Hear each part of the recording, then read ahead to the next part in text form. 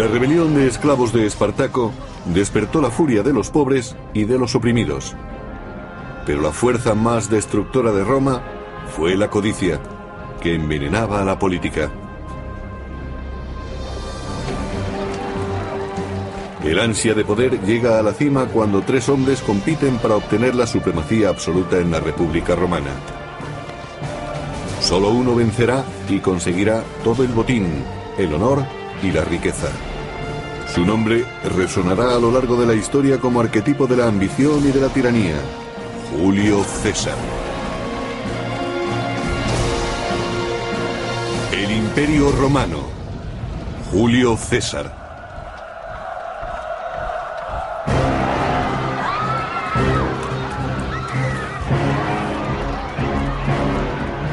Estamos a mediados del primer siglo antes de Cristo y la democracia se disuelve en la República de Roma. Son tiempos revueltos y de violentos levantamientos políticos. La gente presenciaba a diario derramamientos de sangre y muertes. El asesinato era tan importante como las urnas. La violencia no debía de ser el medio para decidir las grandes cuestiones políticas y el destino del país. Pero la violencia engendra violencia, y en la Roma de los tiempos de César casi reinaba la anarquía. Ese fue el atribulado mundo en el que creció Julio César. A los 16 años murió su padre, y César tuvo que abrirse paso en la vida.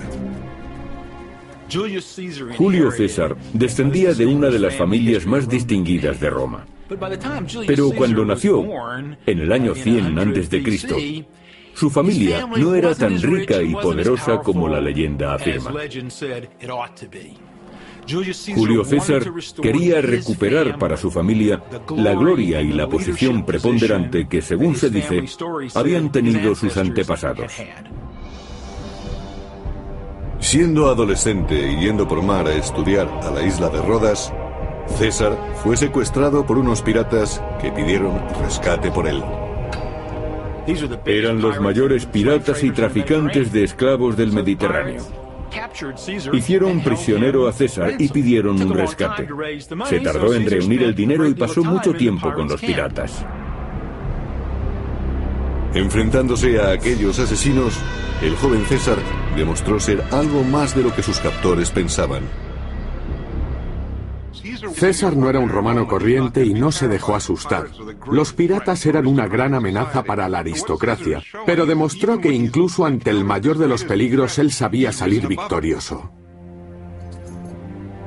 César consiguió la libertad y los piratas acabaron ante la justicia romana y fueron crucificados para servir de alimento a las aves carroñeras.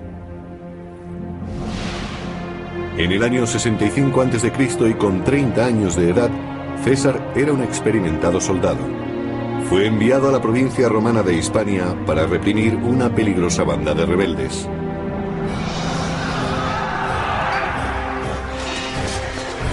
Allí demostraría poseer grandes dotes de mando y un carisma que marcarían su futuro. César era un hombre que se relacionaba con personas de cualquier nivel social. Era amigable con los soldados y demostró tener tanto valor y arrojo como ellos. En ese momento comenzaba a forjarse la reputación militar de César. Si un miembro de la élite demostraba tener valor, frialdad y capacidad en el campo de batalla, conseguía influencia política en Roma.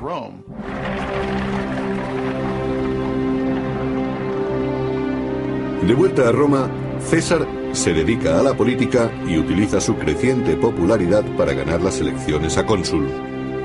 Ocupar ese puesto es conseguir la posición más prestigiosa de Roma.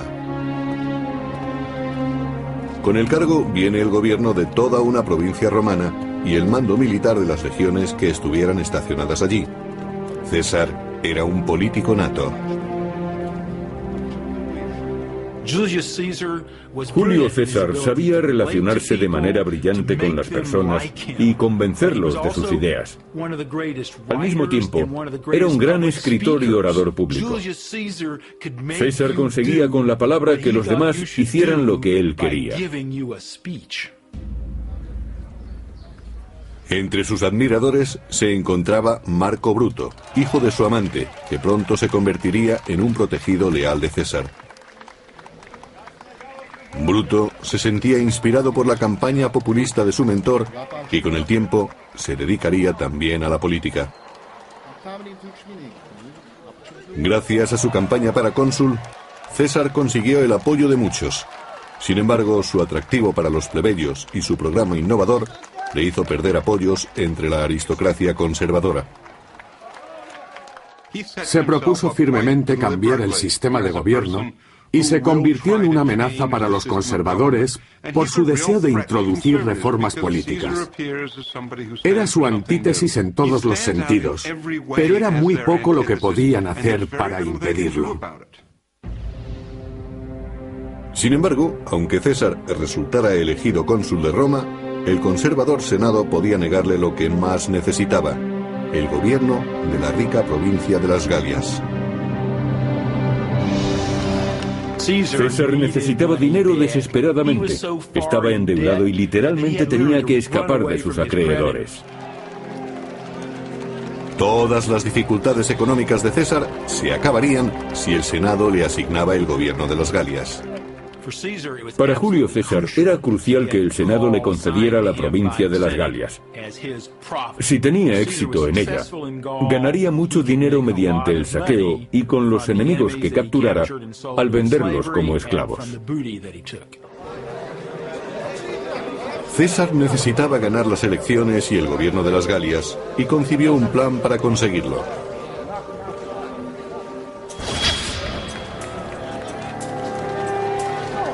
En la brutal arena política de Roma no se debía luchar solo. Y César se reunió con dos de los hombres más poderosos de la República. Uno era su viejo amigo Craso, el hombre más rico de Roma, que había financiado la campaña política de César. El otro era el celebrado general Cneo Pompeyo Magno, conocido como Pompeyo el Grande.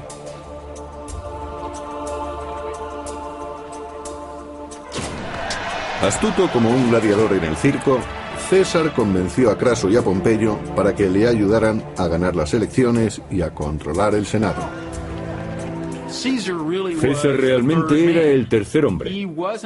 Aunque no se había distinguido militarmente tanto como Pompeyo, ni era tan rico como Craso, César era brillante y tenía un aura y un carisma que los demás no poseían.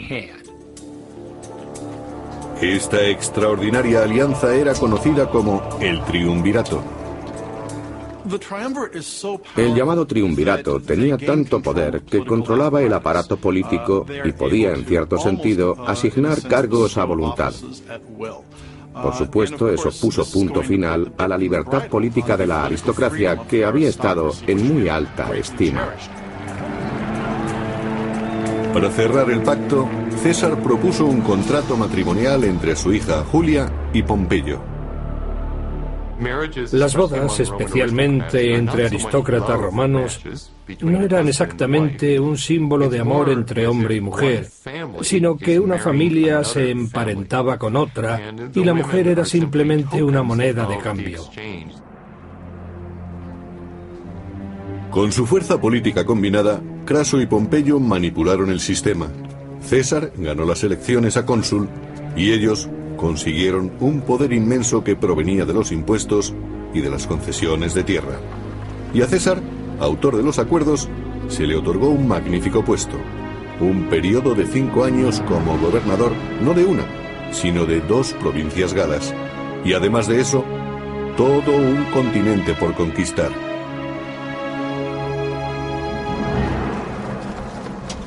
César se dirigió entonces hacia el norte en busca de gloria y de oro. Al mismo tiempo, una desesperada horda de bárbaros se desplazaba hacia el sur, directamente contra el ejército de César para invadir territorios romanos.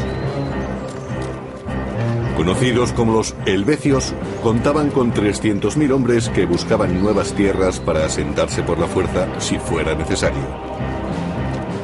Por extrañas razones, quizá ambientales o quizá bélicas, los bárbaros del norte, hombres, mujeres y niños, con todas sus pertenencias, se dirigieron hacia el sur.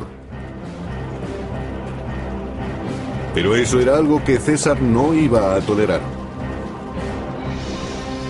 A lo largo de las riberas del río Ródano, los romanos establecieron una barrera, una muralla de 30 kilómetros de longitud.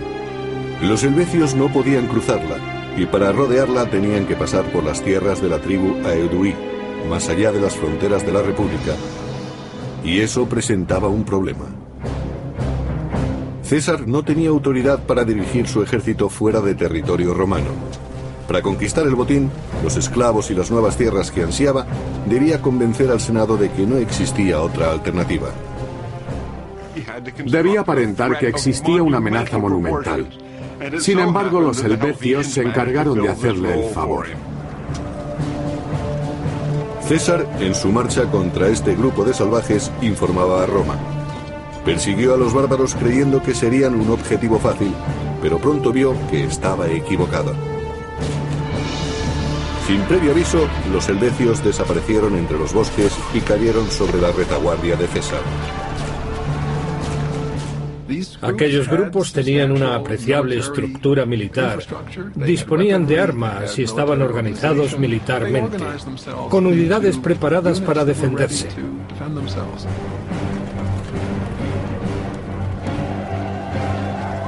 A pesar del caos del momento, César encontró un lugar adecuado para combatir, la ladera de una colina donde dispuso sus tropas.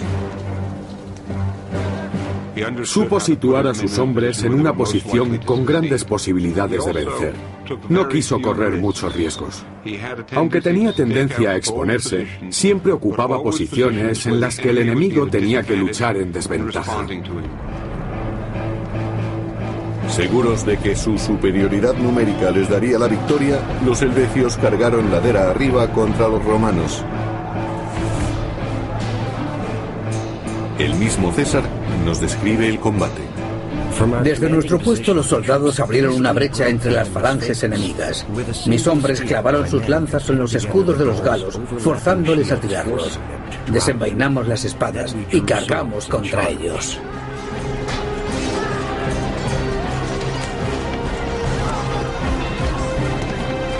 Los romanos parecían dominar la situación, pero los helvecios seguían siendo 5 veces más numerosos.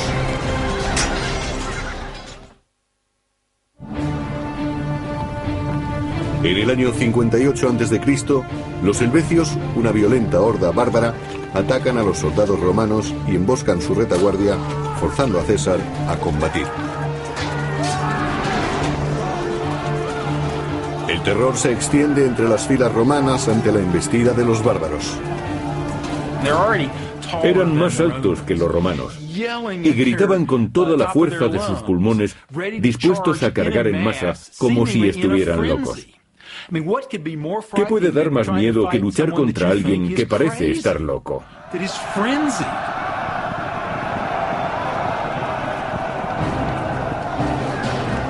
Aunque eran menos, los romanos se encontraban en una posición superior.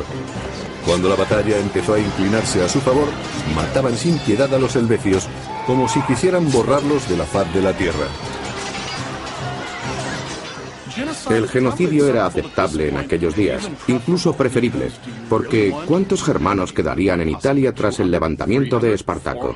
¿200, 400, 500.000? Habían demostrado lo que una masa de esclavos desesperados podía hacer contra Roma.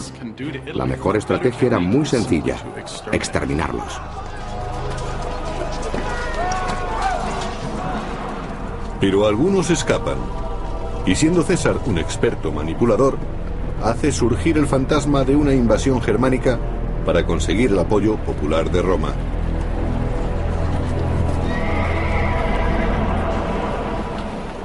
Pero los conservadores del Senado sospechan que César es el auténtico peligro. e incluso consideran que es una amenaza contra su aliado, Pompeyo. Empezó a temerse que ocupara el puesto de Pompeyo, el máximo dirigente de Roma. La diferencia entre ellos era que Pompeyo apoyaba el orden político establecido, mientras que César siempre manifestaba que quería cambiarlo. La tensión embarga la ciudad. Los conservadores tratan de convencer a Pompeyo de que rompa con César, pero es demasiado tarde. Su nueva esposa, Julia, hija de César, ha absorbido completamente al gran general. Pompeyo estaba tan enamorado de su adolescente esposa que se olvidó de la política y pasaba todo el tiempo con ella. Constantemente viajaban para visitar los más bellos jardines y parques de Italia. La generosidad de Pompeyo con César se extendía a un miembro de su amplia familia, su protegido, Marco Bruto. Pompeyo concedió a Bruto un lucrativo puesto en una de las provincias orientales, permitiendo que el joven ascendiera en el escalafón político, al igual que su mentor. Al proteger Pompeyo los intereses de César en Roma, este dirige su atención a ciertos rumores de invasión del reino galo de Aedui. Aedui es una región bucólica, no acostumbrada a la violencia.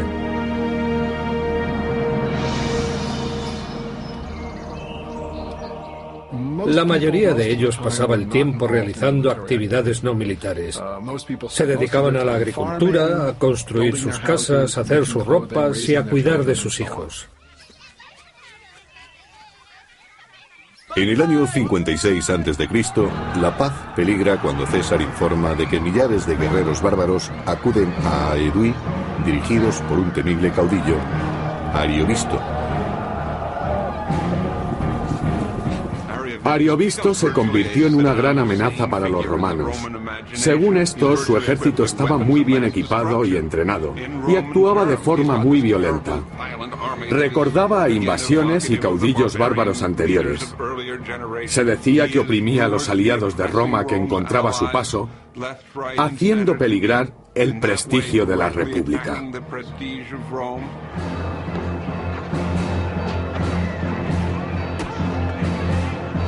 Tal agresión, según César, no debía ser tolerada.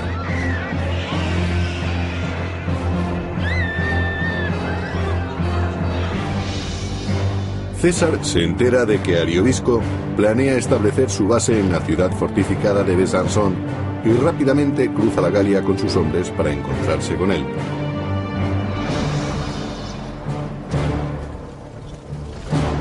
Según el famoso biógrafo clásico Plutarco, el ejército clamaba por el combate mientras seguía a César al campamento enemigo, a 30 kilómetros. Cuando las legiones romanas estuvieron cerca, los bárbaros recurrieron a sus dioses paganos para que les guiaran en el combate. El ejército de Ariovisto, como todos los ejércitos de la antigüedad, llevaba sacerdotes, videntes y chamanes. En este caso había mujeres que decían que hablaban con los dioses. Antes del combate preguntaban a los videntes y adivinos, ¿dicen los dioses si podemos combatir ahora? Las armas, el agua, el movimiento de las estrellas, todo podía ser una señal que mandaban los dioses. Por medio de sus tótems, los adivinos predijeron que Ariovisto no ganaría esta batalla antes de la luna nueva. No debía actuar hasta entonces. Era el tipo de información que puede ganar batallas y llegó a oídos de César. Aunque es difícil de entender, antiguamente se tomaban muy en serio los mensajes de los dioses. César sabía que si forzaba a los bárbaros para combatir, sabiendo que los dioses no se lo aconsejaban, conseguiría una gran ventaja psicológica sobre ellos. Los dioses parecían indicarle el camino, y César aprovechó la ocasión. César envió a sus soldados contra la fortificación de los bárbaros para provocarlos, para forzar que Ariovisto sacara a sus hombres contra su voluntad. Estos estaban obsesionados con la idea de que no debían combatir, porque los dioses les habían dicho que no lucharan en ese momento contra César. César aprovechó la ventaja y atacó.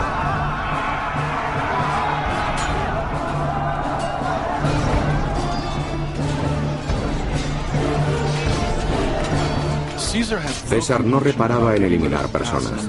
Tras la batalla contra Aidovisto, presumió de matar 80.000 bárbaros, incluidas 2 de sus mujeres y una hija, además de capturar otra de sus hijas. Ariovisto pudo escapar y marchó a Germania, dejando a César dueño de las Galias.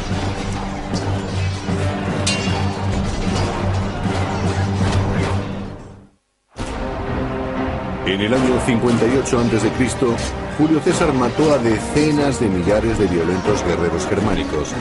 Su caudillo, Ariovisto, huyó sin honor, perdiendo el dominio de las Galias.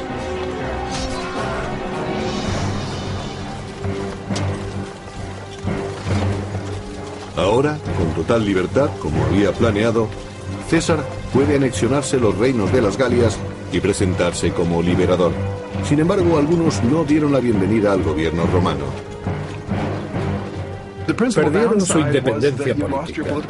Eso puede que no importara a algunos de los elegidos. Los jefes en particular obtuvieron todo tipo de beneficios políticos y materiales. Pero sabemos que a mucha gente no le gustaba ser gobernada por extranjeros. En los 3 años siguientes, César abandonaría su disfraz de protector. No solo sometió a las tribus bárbaras del norte y del oeste, sino que cruzó el Rin y el Canal de la Mancha para invadir Germania y Britania. Fue el primer romano en hacerlo. Informando y promocionándose al mismo tiempo, César enviaba a Roma los emocionantes relatos de sus conquistas. Aunque rodeados por miles de nativos, mis hombres se defendieron con la mayor valentía durante 4 horas y mataron muchos británicos a cambio de solo unos pocos hombres heridos.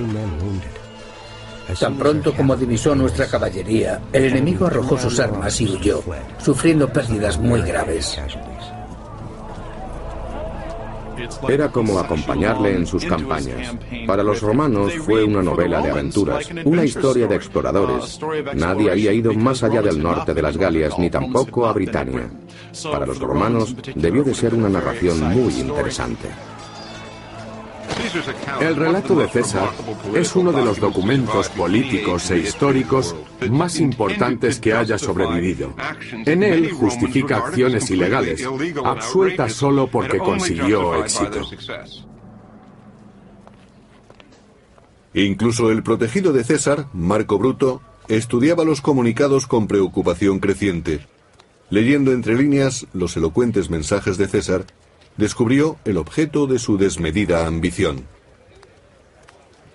De repente se dieron cuenta de que César había acumulado grandes riquezas y un ejército demasiado poderoso. Además, gastaba mucho dinero para conseguir apoyos en la península italiana. Bruto estaba preocupado por su posición política. Cuanto más poderoso fuera César, menos poderosa sería la aristocracia. Los líderes conservadores se comprometieron para detener a César. Los aristócratas romanos temían que uno de sus miembros destacara y se comunicara directamente con el pueblo sin el consentimiento de la clase dirigente. Siempre tuvieron miedo de que alguien perturbara el orden establecido, siempre favorable a conservar su riqueza y posición. Para detener la creciente amenaza, César tuvo que pedir un favor a su antiguo aliado Craso. Él era el único que no temía su creciente popularidad. Su inmensa riqueza le aislaba de los devaneos políticos. Mediante sobornos y astucia pudo contener a los enemigos de César y volvió a ganar otro periodo consular y un mando militar, el primero en casi 20 años.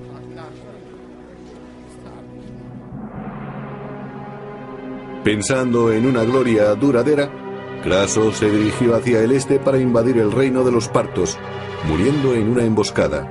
César perdió así su primer protector en Roma. En aquellos días, la única hija de César, Julia, murió al dar a luz. Su marido Pompeyo, el último protector de César, quedó desolado.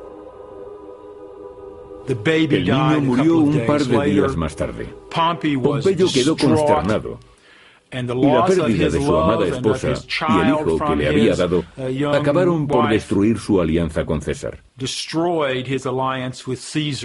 Sus emociones le sobrepasaron y rompió con su antiguo aliado. El triunvirato había terminado. Pompeyo y César eran ahora enemigos. La suerte estaba echada. El enfrentamiento sería definitivo. Según aumentaban las luchas políticas, los partidarios de los dos titanes se manifestaban en la calle, cada facción decidida a acabar con la otra. Roma estaba sumida en un caos político. La violencia se había convertido en la norma. En las campañas políticas, las distintas bandas peleaban hasta en la calle. En medio de aquel desorden, el edificio del Senado, la sede del gobierno de Roma, ardió hasta los cimientos. La situación en la ciudad era desesperada.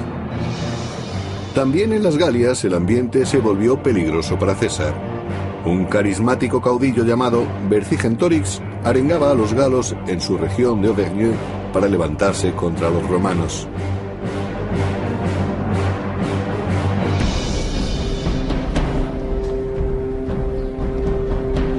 El plan de Vercingetorix era radical: quemar todas las provisiones, todos los graneros y todo el forraje para los animales.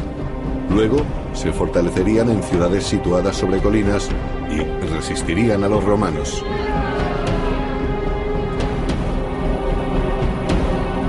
Cuando sus posesiones estaban en llamas, la solución debió parecerles a los galos demasiado peligrosa. Sin embargo, su sacrificio sorprendió y alarmó a los romanos. Vercingetorix trataba de destruir la logística del ejército romano. Alimentar a los soldados era un gran problema, y cuanto más se alejara César persiguiendo a los galos, más tendrían que racionar sus provisiones, que a su vez resultarían más fáciles de cortar para conseguir que las tropas pasaran hambre. Con las reservas de comida descendiendo rápidamente, los romanos solo tenían dos alternativas: quedarse y pasar hambre o retirarse. Pero César nunca pensó en retirarse. En el año 52 a.C., un valiente guerrero llamado Vercingetorix animó a su gente a sublevarse contra Roma y quemar sus graneros y sus fuentes de aprovisionamiento. Hacia finales del invierno, los romanos tuvieron que elegir entre el hambre o la victoria. Pero ahora había vuelto la primavera. César arengó a sus tropas y atacó a Vercingetorix y sus hombres. Entre los lugartenientes más próximos a César estaba Marco Antonio.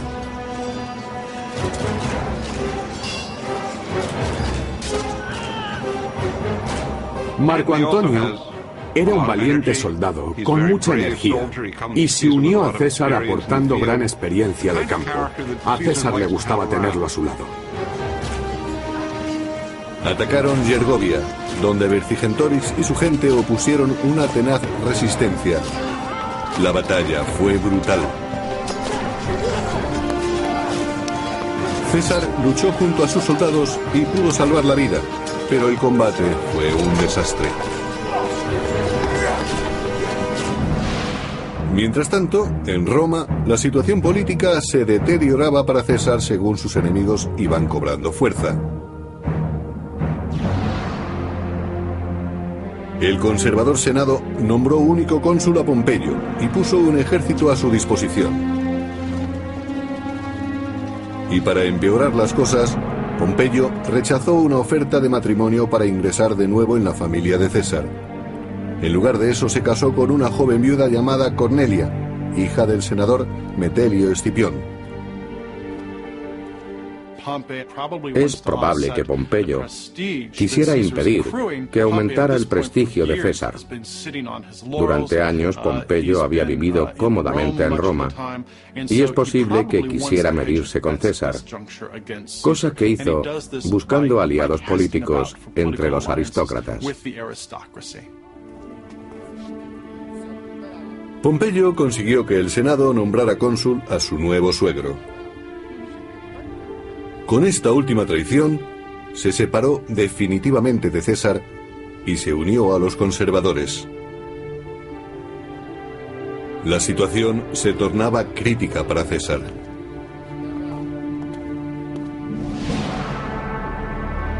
Debía salvar las Galias o perder su prestigio para siempre. Persiguió a Vercingetorix hasta la ciudad fortificada de Alesia y allí mandó cavar una trinchera doble. Una para asediar a los habitantes de Alesia y otra para protegerse de los posibles refuerzos. Construyó una maravillosa estructura defensiva, con unas lanzas hechas con troncos y ganchos clavados en tierra. Luego, de forma coloquial, llamaron lirios a unos fosos de 1 metro de profundidad que tenían unas estacas de unos 8 centímetros sobresaliendo del suelo. Fue una obra sensacional. La hicieron solo con las manos y se ayudaron con picos. La arena la retiraban con cestos de mimbre. Pensemos en 15.000 hombres cavando día tras día y empleando solo su fuerza. El resultado fue extraordinario, pero debieron de acabar extenuados. Vercingetorix y su gente empezaron a pasar hambre y a desesperarse. Las cosas marchaban tan mal para los defensores de Alesia que se quedaron sin comida. Pero cuando iban a rendirse, la peor pesadilla de César se convirtió en realidad.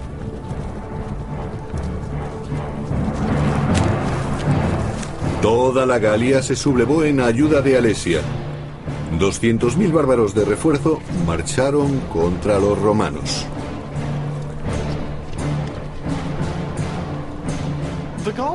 Los galos eran una fuerza relativamente bien organizada y muy pronto reunieron mucha gente. En el asedio de Alesia, el sitiador César se convirtió en sitiado. Al llegar los refuerzos, Vercingetorix salió por fin de la ciudad. Los romanos estaban rodeados y los bárbaros se dispusieron a asestar el golpe final. La batalla de Alesia fue el mayor reto al que se enfrentó César en 10 años. Porque para derrotar a su enemigo, tenía que luchar con él tanto en vanguardia como en retaguardia.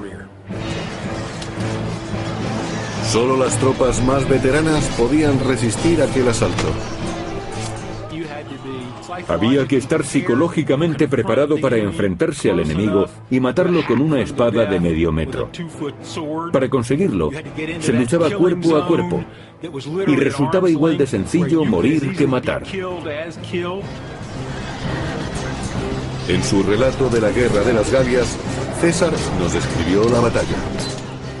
Ni terraplenes ni trincheras pudieron resistir la embestida de los furiosos galos. Y entonces supe que había llegado el momento de llevar a cabo una acción decisiva. Tenía una gran lucidez, hasta el punto de que cuando sus hombres perdían el control, los cogía por la garganta para que siguieran combatiendo. Mantenía la cabeza fría ante el peligro. Los galos vieron a la caballería a sus espaldas y unas cortes de refresco que avanzaban hacia ellos. Rompieron sus filas y huyeron, pero nosotros los perseguimos. En el año 52 a.C., en los campos cercanos a Alesia, murió el sueño de una Galia independiente. Vercingetorix se rindió a César y gran parte de la Europa del norte pasó a formar parte de Roma. Las campañas de César fueron muy importantes porque ampliaron Roma desde el Mediterráneo hasta la Galia central y del norte. Sus dominios llegaban hasta Germania y Britania. Ahora Europa del Norte se encontraba dentro del Imperio Romano. Y a largo plazo llevar las fronteras mucho más allá del Mediterráneo como hizo César tuvo una gran repercusión. Ahora victorioso, César podía regresar a Roma. Había eclipsado a todos los demás nobles, incluido Pompeyo. Después de casi una década de victorias militares en las Galias, César quería regresar a Roma para recoger su recompensa y ser reconocido por todos como su máximo dirigente. Pero sus rivales le odiaban y le temían a la vez, sobre todo porque los había relegado a la sombra. En el año 49 a.C., muchos aristócratas romanos insistieron en que César dejara el ejército y volviera a Roma, pero él siempre lo evitaba. César sabía que si disolvía su ejército y regresaba a Roma, sería asesinado por sus rivales que le odiaban por sus éxitos y sabían que no podrían detenerle debido a su popularidad. César caminaba literalmente sobre la cuerda floja. César y sus enemigos iban a tener un duro enfrentamiento que nadie podía impedir. En el año 50 a.C., Julio César no tenía rival en Roma. El Senado, temeroso de su poder, insistió en que debía de poner el mando. Furioso, César condujo su ejército hacia el sur, preparando una invasión a Roma, y se detuvo en la frontera ante un pequeño río, el Rubicón.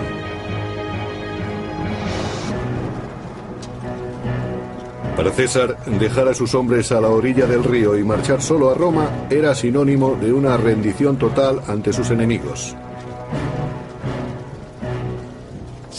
La vida de César pendía de un hilo.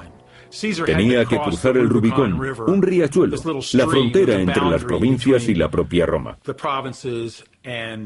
Cuando lo hizo, sabía que podía desencadenar una guerra civil, pero tuvo que elegir entre eso o caer en desgracia.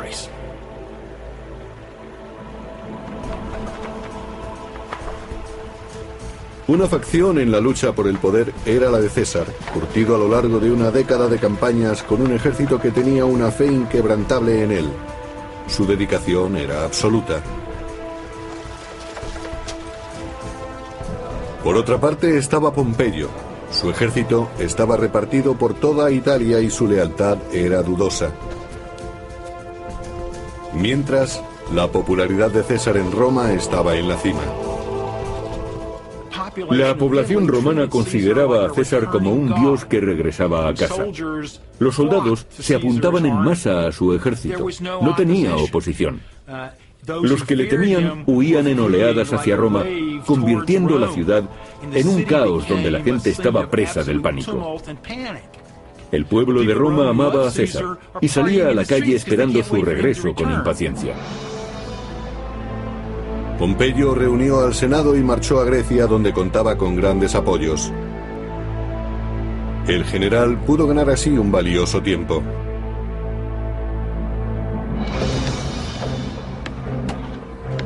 Pasaron meses antes de que César pudiera construir o apropiarse de los barcos y suministros suficientes para ir tras él. Cuando las tropas de César desembarcaron en Grecia, Pompeyo contaba con un gran ejército. En enero del año 48 a.C., en Farsalia, los dos personajes más importantes de Roma se enfrentan a una trágica guerra civil. Pompeyo dispone del doble de soldados que César, pero los de este están armados con una poderosa arma, la confianza. Pompeyo tenía que luchar o rendirse. Así hacía César las cosas. Además, sabían que siempre situaba a sus hombres en una posición con grandes posibilidades de vencer. Disponía de un ejército muy bien entrenado, que se compenetraba a la perfección, por algo los llamaban veteranos. Se habían convertido en una fuerza muy efectiva, acostumbrada a combatir. En Farsalia, los largos años de campaña de César dieron sus frutos. Sus tropas destruyeron totalmente al ejército enemigo. El mismo Pompeyo tuvo que escapar. César lo persiguió hasta Egipto, pero fue demasiado tarde. El gran Pompeyo cayó en una trampa y fue decapitado por forajidos egipcios. La cabeza fue enviada a César. Según el biógrafo clásico Plutarco, cuando le llevaron la cabeza de Pompeyo, César no quiso mirarla, pero se quedó con la sortija que utilizaba como sello mientras lloraba. ¿Lloró realmente? Resulta demasiado anecdótico y desafía la realidad. Pudo ser posible porque Pompeyo había sido camarada y amigo suyo durante mucho tiempo.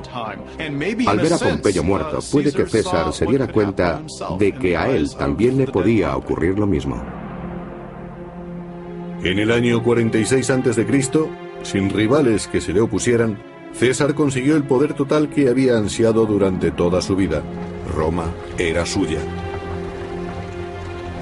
César se dispuso a reconstruir la ciudad, cambió las leyes de los impuestos y estableció nuevas colonias. Se convirtió en el primer dirigente romano en concebir un imperio. César se convirtió en el nuevo Estado que sustituyó a la República. Era una visión previa de lo que iba a ocurrir en Roma con los emperadores, pero lo hizo de tal manera que parecía despreciar las tradiciones republicanas. En consecuencia, se aisló de los demás. No queriendo compartir su mandato con nobles inferiores, se proclamó dictador de por vida. Sería el nuevo rey de Roma. Se temía que si César se convertía en rey, desapareciese para siempre el derecho del pueblo a elegir y a expresar su opinión. La furia contra la tiranía de César rezumaba como veneno por el Senado. Incluso el protegido de César, Marco Bruto, fue persuadido para que lo traicionara. Bruto era un hombre complejo y francamente no muy atractivo. César lo había convertido en su gran acompañante y le había ayudado en su carrera política. Pero Bruto no soportó estar siempre en segundo plano. Además tenía una visión muy romántica de sí mismo. Se consideraba defensor de las libertades. Por eso dirigió la conspiración contra César. Finalmente, en el año 44 a.C., en los idus de marzo, 40 conspiradores conducidos por Bruto en nombre de la libertad decidieron tomarse la justicia por su mano. Según el historiador clásico Suetonio, 23 dagas le fueron clavadas a César. No emitió un solo gemido después de la primera puñalada, aunque algunos dicen que cuando vio a Marco Bruto asestarle la segunda, se lo reprochó en griego diciendo: ¿tú también, hijo? Muchos de ellos eran amigos suyos, algunos desde hacía tiempo. Es posible que estuvieran resentidos por haber abolido la tradición más querida de la República de que un solo hombre no podía ser el máximo dirigente de Roma. Pero seguramente los celos, la pasión y puede que el deseo de recuperar las libertades tuvieran también algo que ver.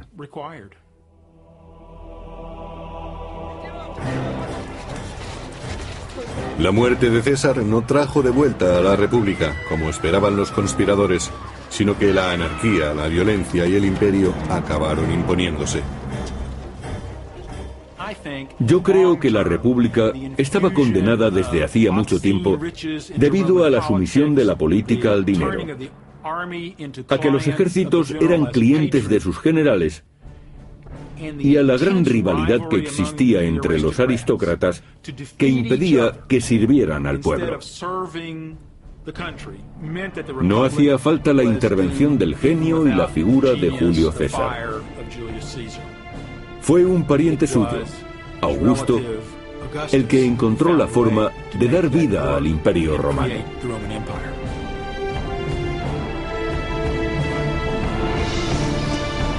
La era de los emperadores había comenzado, y con ella la de sangrientas conquistas, brutales represiones y guerras sin fin.